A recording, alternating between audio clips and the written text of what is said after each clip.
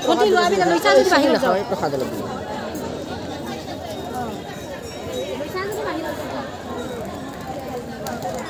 Ada orang di sini kalau berhat.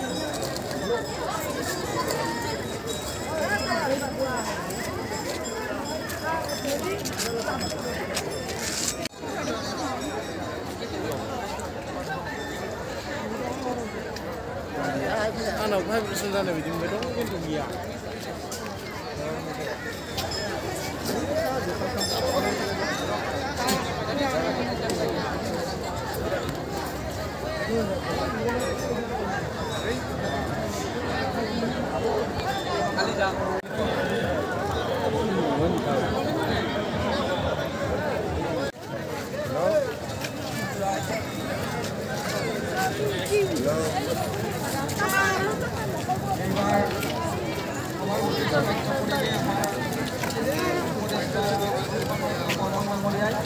এইবাৰ আমাৰ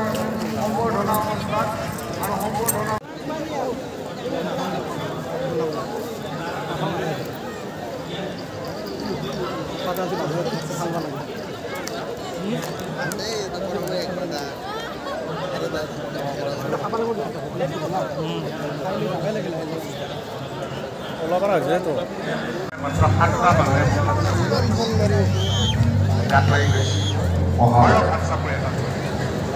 এখন গুৰুত্বপূৰ্ণ ঠাই মই ভাবিছোঁ যে মনোজহঁতে বহুমূলীয়া ভাষণটো দিব ছাৰে ইতিমধ্যে বহুমূলীয়া ভাষণ দিলেই মই অকণমান আপোনালোকৰ লগত কথা পাতিলে বেছি উপকাৰ হ'ব বুলি মই ভাবোঁ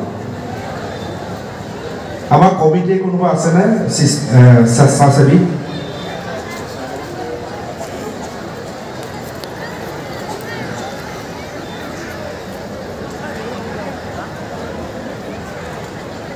বৰ সুন্দৰ ঠাই কিন্তু এই ঠাইটুকুৰ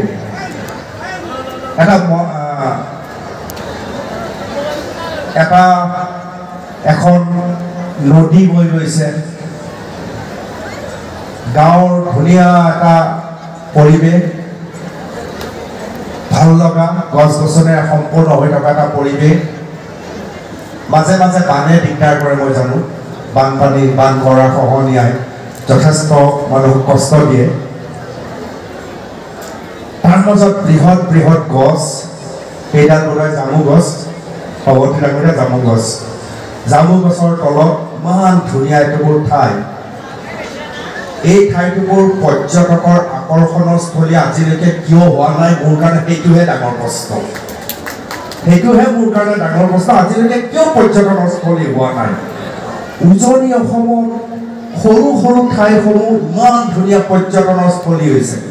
ইয়াত প্ৰায় 50,000 মানুহ একেলগে গোট খাইছে ভিন্ন জনগোষ্ঠীৰ মানুহ আহি উপবিষ্ট হয় 1 মাঘৰ দিনাও হয়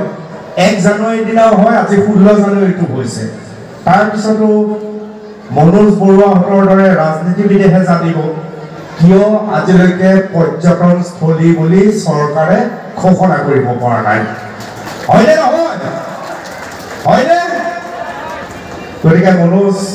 মোৰ ভাইটিৰ নিচিনা ৰঞ্জিত দা থাকিলে ৰঞ্জিত দাকো ক'লোহেঁতেন ৰঞ্জিত দা দিল্লীত আছে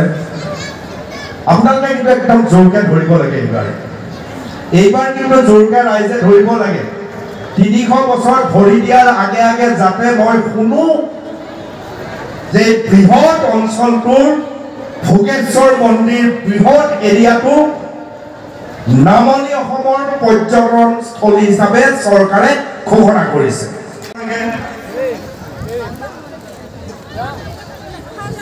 কোনে ক'ব